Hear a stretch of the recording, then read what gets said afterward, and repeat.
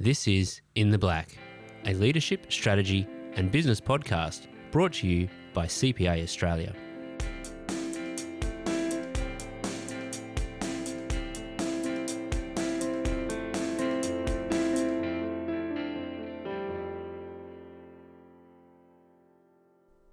Welcome to In the Black. My name's Jackie Blondell, and today we'll be talking carbon accounting. It's coming to a supply chain near you. We're looking specifically today at the role for businesses and the key role finance professionals will play in carbon measurement. And we're talking to Ashley Bleeker, who's a consultant who works closely with accountants in public practice, as well as helping companies generally achieve commercial outcomes around sustainability. Welcome, Ashley. Thanks for having me.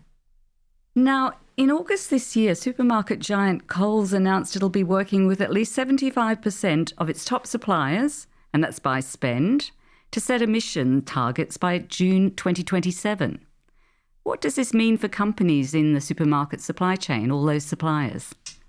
I think the first thing it means is many of them will be scratching their heads trying to work out what to do. But essentially it means three things for them. Firstly, they're going to have to start measuring their carbon footprint if they haven't already done that. After measuring their carbon footprint, they're going to have to work out how they can reduce their carbon footprint. And to do both of those things, the third thing they're going to have to do is work out how to do it or pay someone else to help them work out how to do it. So what would that involve specifically? Say if you're, a large biscuit manufacturer, what would be involved in that carbon measurement? What's the breadth? It's a really interesting place to start because measuring a carbon footprint, luckily, is a process that's been worked out and prescribed by the Greenhouse Gas Protocol. So there's a specific set of rules that everyone needs to follow to do this. But it essentially requires you to work out what emissions you produce under your own steam. So are you burning any fuel that creates CO2 emissions? Are you using any electricity that creates CO2 emissions? And then lastly, is there anything happening up and down your supply chain that's creating CO2 emissions? Hence the reason why a big supermarket would be requiring that of all the people that supply food to them. And I take it's the trucks that deliver the food and that business as well? Yeah, it is. So for an organisation like Coles, to use that example, the vast majority of their big suppliers won't be a mum and dad grape grower in the Riverina. It'll be a lot of their corporate customers like Linfox that drives a lot of the trucks for them. And they'll have a cut-off point at somewhere, a threshold at somewhere. But yeah, a lot of their major customers, so Arnott's, the big suppliers will definitely be caught by that. And so as you can imagine, a truck company has a very different profile for its emissions than a biscuit manufacturer will have. Trucks obviously that use diesel produce a lot of exhaust gases. And I haven't been in a biscuit manufacturing factory for a while, but I'm assuming they use a lot of electricity to run their biscuit making machines. And the smell is fantastic. I have been there. But awesome. Let's look at other types of big businesses that will require this of their suppliers. What other companies are doing this apart from, say, a supermarket like Coles? Where there's a lot of major corporates that are already under, I suppose the best way to think about it is market pressure to do something in this regard. So a lot of the major financial institutions in Australia are doing this as well. The banks in particular are looking at their supply chains, and they're not only looking at carbon footprinting, they're also looking more broadly at other issues that sit under the ESG banner, so other environmental issues, other social issues, other governance issues. And if you can't demonstrate to the bank as a potential supplier that you've made an appropriate commitment in relation to each of these issues, it's very unlikely that they will onboard you as a supplier. There are other companies that have made specific announcements in recent months. Many people will have heard that Amazon recently announced, like Coles, that it was going to be updating its supply chain standards, and its suppliers are now going to have to report their carbon emissions and also set reduction targets. Many people may have also heard that SAP is doing the same thing. But it tends to be their larger suppliers. Will this percolate down to smaller companies?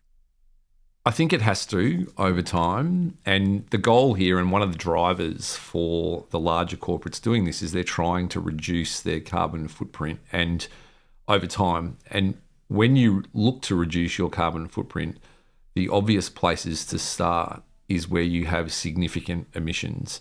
And so if you're working with a large supplier that's supplying a lot of goods and services to you, chances are they're producing more carbon because they're delivering you more goods and services. So it makes sense to start with the larger suppliers. Yeah. But ultimately, the expectation is that most organisations, no matter how big or small, will ultimately be caught by this. What about the regulatory environment? You said that we've got some carbon emission rules to play by. Is that prompting these moves? I think in some cases it is, but in Australia and even in New Zealand still, although this is changing next year, the reporting requirements haven't started yet. They'll start next financial year. And so everything that's happened to date, including the Coles announcement and everything else that's taken place, has all been driven by reasons other than regulatory pressure. So organisations are making commercial decisions around this. And so what's happened so far is, for whatever reason, these organisations are making decisions that think this is the right thing to do. And I suspect in some cases that commercial drivers for business decisions are probably stronger than compliance reasons in some cases. And what's happening with a lot of these businesses is they're realising, particularly those that are consumer facing, they're realising that their consumers' spending trends are changing over time, and that shoppers are looking to shop with organisations that are demonstrating more responsibility in this area. And so these organisations are making decisions based on their access to markets and their access to consumers and customers, not so much because of regulators telling them to do it. It's a reputational issue. Could it be a potential to save money, to be more effective in the way that you manage your supply chains and your business overall? Yeah, it absolutely is. And this is what I find really interesting about this space is, for many years, people looked at sustainability or ESG or carbon accounting as a cost or a burden or a necessary evil. But what a lot of people are realising now is that often these things will ultimately create cost savings along the way. And the classic is electricity usage that generates CO2 emissions. One of the best ways to reduce your carbon footprint is to reduce the amount of electricity you use. And so people are investing in more efficient technologies and more efficient machinery. And in addition to using renewable energy, they're using less energy, which is costing them less money in the long term. It's win-win, as Exactly. they say. Why should accountants and other finance professionals in the companies they work in be paying attention to these announcements? I think one of the main reasons is because the finance teams are often the first port of call for any queries that come into this space, or their advisors are, so the accountants that advise the finance teams. The reason for that is because often this process starts with spend data, and the finance team are typically the custodians of all the supplier spend, all the accounts receivable, all the accounts payable, everything else. And so the first place people go looking for information is the general ledger. And once they find information, and we can talk a bit about the type of data that's useful, organisations often start with spend data, but then try and increase the accuracy of their measurements over time, and they move from spend data to things like activity data or consumption data. So not what was the price of our electricity bill last month, but how much electricity did we consume last month? So how many kilowatt hours of electricity did we consume? That'll give them a more accurate measurement over time. And so while finance teams may not say, well, we understand kilowatt hours better than anyone else, what they do understand is where the data starts in the business, where it sits, the kind of systems that you need to capture that data, and the kind of reporting that you can run on it, and then also the skills that are required to communicate financial performance or even non-financial performance to various stakeholders. And that would account for these smaller accountants who have clients who may somewhere down the track be in a supply chain where their major client asks them to calculate their carbon footprint. What would you do if you're a small to medium accountant who gets that kind of query? And it's happening already. We are aware of many accountants in public practice that have SME clients that are already being asked these questions. And the answer is the problem's not going away. Small to medium businesses will have to start measuring their carbon footprint more often and more regularly because they'll be required to do that to keep trading and staying in business. Therefore, they have to turn to their advisors for help normally.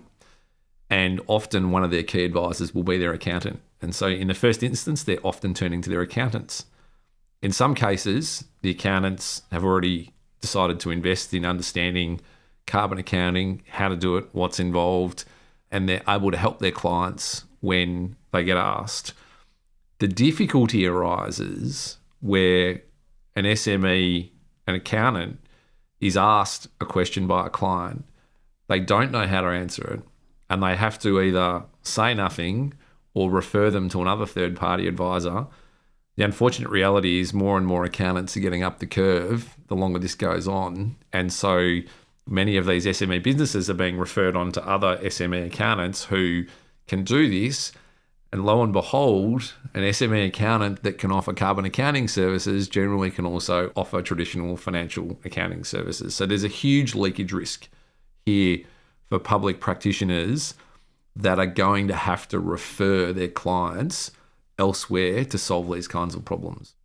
So how do accountants encourage their leadership teams, the boss, to get on board with this carbon footprint caper? In my experience, I think the thing that works best with leadership teams, and if we're thinking about corporate entities here, is to couch everything in terms of enterprise value. So what's in the best interests of the enterprise value of the business in the long term? And what we're seeing is for those organisations that aren't doing this for compliance reasons, they're doing it for access reasons. And what I mean by that is they're looking to access capital, markets, and or people. And so all of these things have an impact on enterprise value. And so if you're a business that needs funding, your ability to secure that funding and the price of that funding is changing depending on the types of commitments that you're making in and around your carbon footprint or ESG more broadly. We've already talked about markets, your ability to access customers, markets, new contracts with new clients will be heavily dependent on the type of footprint or activities that you're committing to in this area. And the last big one is access to people. A lot of organisations today talk about the challenge around attracting and retaining good people. And for the people that are entering the workforce today, many more of them are asking questions around the corporate purpose of their prospective employer, what they're doing for employers, what they're doing for customers, what they're doing for the communities on which they rely. And if organisations don't have answers to these questions, then they're feeling it in their recruitment costs and their ability to attract and retain good people. Did you also mention funding, like banks financing? Is that a big area that might in the future be a consideration of lenders to a business? It's a consideration today. There are a huge amount of funds being set up that are directing investment dollars into businesses that have some kind of track record in sustainability or are focusing on low carbon alternatives and outcomes. Separate to that, a lot of debt providers, so banks are offering things today called sustainability linked loans. And so the price of your debt changes depending on what kind of sustainability commitments you're making and you're able to achieve over the life of your loan. Many people will have already experienced the fact that their interest rate on their mortgage might change depending on whether they can make modifications to their house around solar panels and other things as well. Let's talk nuts and bolts. What actually is carbon accounting in 2 sentences? No, I'm joking. You can have more than that. And 2 sentences is a great start. So all it is calculating your carbon emissions across your business, but doing it in a way that's accurate and consistent and comprehensive and using a verifiable methodology to do it. And the great news is that the Greenhouse Gas Protocol tells us all exactly, well, not exactly, but generally how to do this. And then we can use estimates based on where we sit in the world or within different countries. We can apply different emissions factors to work out how to actually calculate these numbers as accurately as possible. And do accountants already have those skills, finance professionals?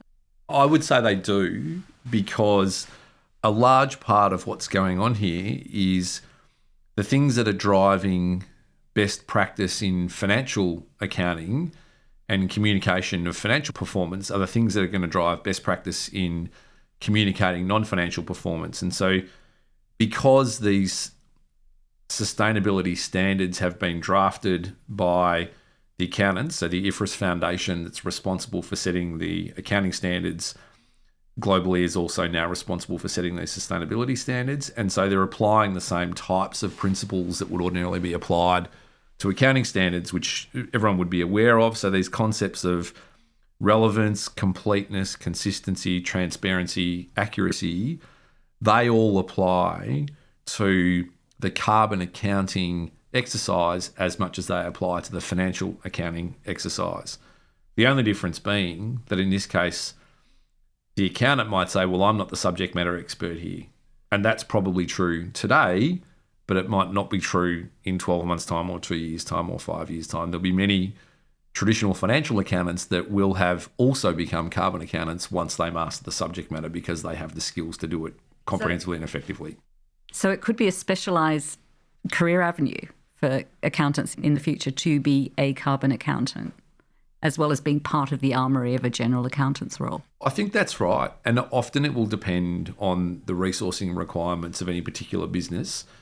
But I suppose if you just look at history, the bigger that organisations get, whether they be professional services firms, accounting firms, or whether they be corporates, the bigger they get, the more specialised roles get within those businesses. And so you can certainly see how certain corporates or certain public practice accounting firms will have specialists that work in these areas, in part because there will be a sufficient volume of work to justify a person being dedicated to this type of activity and building efficiency and competence in this area.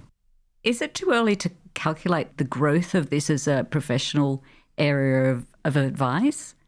Do we know how quickly it'll grow, that this specific role of a carbon accountant? I'd love to give you a statistic, but, as they say, 62.3% of statistics are made up on the spot. So there's no actual number that I'm aware of that's been produced for this, at least in Australia or New Zealand, and perhaps not globally. I suppose what we can point to is the growth in the number of organisations that are starting to report on this. And obviously what we'll see is, in addition to the organisations that have chosen to report for non-regulatory reasons, there will be a huge number of organisations that now start to report because of regulatory reasons. And as they report, they will need help. And the help, I think, will clearly be coming in part from the accounting profession. It's probably a good trigger for younger people coming into the profession today to consider this as an area that they should be skilling up on. I think so. And for those people that are thinking about careers and where their career needs to meet certain personal goals or personal objectives of theirs, I think the great thing about this is carbon accounting is about helping organisations measure their carbon footprint, but ultimately the reason we're measuring it is because we want to improve it. And so helping businesses improve their carbon footprint is obviously something that works well for the environment and works well for all of us over time. All right, lastly, before we wrap up, let's look at the risk of ignoring these changes if you're a finance professional or accountant, say in a public practice firm. It's not an area I know about or need to know about. It's something that might happen in the future. You talked about client leakage, but what other risks are there?